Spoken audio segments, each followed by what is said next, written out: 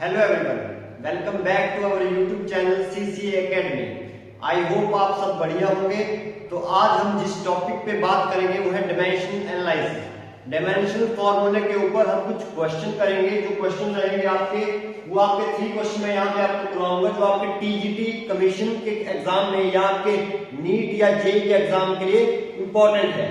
तो आइए सबसे पहले बात करते हैं। फर्स्ट क्वेश्चन है आपके पास, if the force F velocity v at time t taken as fundamental units, then dimension of mass r। आपको बोला गया है कि अगर आप फोर्स को F से रिप्रेजेंट करें, वेलोसिटी को v से रिप्रेजेंट कर रहे हैं और टाइम को t से रिप्रेजेंट कर रहे हैं और इन सभी को आप एज लेके चल रहे हो एज ए फंडामेंटल यूनिट्स, तो आपको पता होना चाहिए कि फंडामेंटल यूनिट्स हमारे पास 7 फंडामेंटल यूनिट्स हैं। ठीक है, 7 फंडामेंटल यूनिट्स है, उसमें से जो टाइम है वो एक फंडामेंटल यूनिट है, बट जो फोर्स और वेलोसिटी है वो आपके पास ड्राइव यूनिट्स है। ड्राइव यूनिट्स वो यूनिट्स होती हैं जिनको फंडामेंटल यूनिट्स की हेल्प से हम ड्राइव करते हैं। क्लियर? तो taken as a force, velocity and time को हम लेके चलेंगे एज ए फंडामेंटल यूनिट्स। तो बोला गया है तब मास का डायमेंशन क्या होंगे।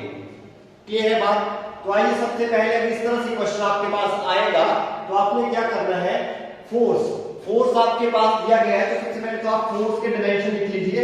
Force is equal to, force के डायमेंशन रहते हैं वो रहते हैं ml t minus 2, ml t minus 2। Clear? वैसे ही अगर आप किसके पूछें वेलोसिटी के, तो वेलोसिटी के डायमेंशन रहते हैं आपके पास m0 l t minus 1। Clear? तो ये आपके रहेंगे वेलोसिटी के डायमेंशन। अब आपको मास के निकालने हैं, तो मास के निकालने के लिए अगर मैं क्या करूं, इन दोनों को डिवाइड कर दूं। ठीक है, फोर्स को डिवाइड कर दूं वेलोसिटी से, तो हमारे पास वहां से मास के डायमेंशन आ जाएंगे। तो देखिए कैसे, अगर मैं क्या कर दूं F अपॉन, अगर मैं यहां से F अपॉन V कर दूं तो क्या आ जाएगा यहां से आपके पास ml t माइनस 2 अपॉन में m0 l t minus 1। m0 है, इसके लिए तो कोई जरूरत नहीं है, इसको जीरो रहेगा तो इसको लिखने की जरूरत नहीं है आपको। क्लियर? l से l कैंसिल, t ऊपर जाएगा तो क्या बनेगा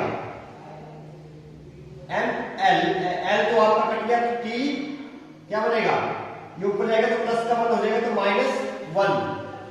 क्लियर? अब यहां से क्या निकाल लीजिए आप, m के डायमेंशन निकाल लीजिए। तो m निकाल लीजिए तो m इज इक्वल टू क्या हो जाएगा, t कहां चला जाएगा, डिवाइड में इस साइड को, तो f upon v t minus 1। Clear? और अब इन दोनों को अगर ऊपर लेके जाओगे तो क्या बन जाएगा ये आपके पास f v minus 1 t plus 1। तो ये आपके डायमेंशन आ गए किसके, ये डायमेंशन आ गया आपके पास मास के। मास के डायमेंशन आपके पास हो गए f v माइनस 1 t। तो ये आपके डायमेंशन रहेंगे किसके, मास के। तो यही क्वेश्चन में पूछा गया था आपसे कि मास के डायमेंशन क्या होंगे। तो मास के डायमेंशन रहेंगे आपके पास f v minus 1 t। Clear है बात यहां तक? तो ये आपका फर्स्ट क्वेश्चन, इस तरह से आपके पास क्वेश्चन पूछे जाएंगे आपसे एग्जाम में। अब नेक्स्ट क्वेश्चन की बात करें तो नेक्स्ट क्वेश्चन में बोला गया है, if units of mass, length and time are doubled. अगर हम क्या करें, मास, लेंथ और टाइम की यूनिट को क्या कर दें, डबल कर दें, तो बोला गया है then unit of angular momentum will be, then unit of angular momentum will be. तो एंगुलर मोमेंटम की यूनिट पूछी गई है। तो सबसे पहले अगर आपको इस तरह से क्वेश्चन आएगा तो सबसे पहले जिसके लिए बोला गया है निकालने के लिए उसकी आपको डायमेंशन पता होनी चाहिए। तो सबसे पहले angular momentum L is equal to, L से डिनोट करते हैं एंगुलर मोमेंटम को। तो L इज इक्वल टू क्या रहेगा आपका ml2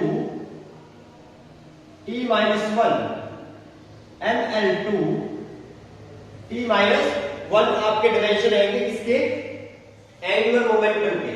तो अब देखिए ये आपके पास स्टार्टिंग में अगर मैं इसको क्या करूं, पॉजिटिव में बना लूं इसको t को, तो क्या लिख दूंगा ml2 t, नीचे जाएगा तो क्या बन जाएगा आपका पॉजिटिव का t बन जाएगा। क्लियर? अब ये देखिए इसको बोलिए इक्वेशन फर्स्ट। अब अगर मैं बोलूं मास लेंथ और टाइम इनको क्या करना है, वहां पे डबल करना है। डबल करेंगे तो क्या हो जाएगा, m का हो जाएगा 2m, टाइम लेंथ को क्या कर देना है, डबल कर देना है, और पूरे का होल स्क्वायर, l को 2l कर दिया, अपॉन में 2t, अपॉन में 2t। यहां से क्या बनेगा आपके पास 2m 4l स्क्वायर अपॉन में 2t, 2 से 2 कैंसिल, बाकी अगर मैं इसको लिखूं तो क्या लिख सकता हूं, ml 2 अपॉन में t, साथ में यहां पे आपके पास क्या आ जाएगा 4। क्लियर? तो अगर आप देखोगे ml स्क्वायर अपॉन t, ये क्या है, ये है आपके पास इनिशियल जो डायमेंशन थे किसके, एंगुलर मोमेंटम के। तो अब यहां से अगर आप लिख सकते हो L dash is equal to 4 times of L, L dash is equal to 4 times of L, मतलब वो 4 टाइम्स हो जाएगा इनिशियल मोमेंटम के डायमेंशन के, या 4 टाइम्स हो जाएगा आपका मोमेंटम। अगर आप मास लेंथ और टाइम के यूनिट्स को डबल करते हो तो जो आपका एंगुलर मोमेंटम है वो 4 टाइम्स हो जाएगा इनिशियल मोमेंटम के। क्लियर? तो इस तरह से क्वेश्चन बन सकता है आपके एग्जाम में। अब लास्ट क्वेश्चन बोला गया है, a force is given by F is equal to AT plus BT square, और यहाँ पे A और B क्या है, कांस्टेंट है, और T क्या है, यहाँ पे टाइम है। तो बोला गया है what are dimension of A, A के डायमेंशन पूछे गए हैं आपसे। तो अगर इस तरह से क्वेश्चन आएगा आपके पास, तो ये जो F है ये क्या होगा, डायमेंशन करेक्ट होगा या डायमेंशन इक्वल होगा किसके, ये जो अदर 2 क्वांटिटी है, कौन कौन सी, AT और BT के। तो यहां पे अगर आप लिख सकते हो, इसको इस तरह से लिख सकते हो, F is equal to AT and F is equal to BT square. F is equal to AT और F is equal to BT। तो आपसे सिर्फ यहां पे पूछा गया था what are dimension of A, A के डायमेंशन निकालने हैं। तो इस इक्वेशन से आप अगर A निकालेंगे तो A is equal to F upon T। Clear? अब F के डायमेंशन क्या होंगे, F के डायमेंशन है ml t माइनस 2, और t के लिए हम क्या करेंगे, कैपिटल T।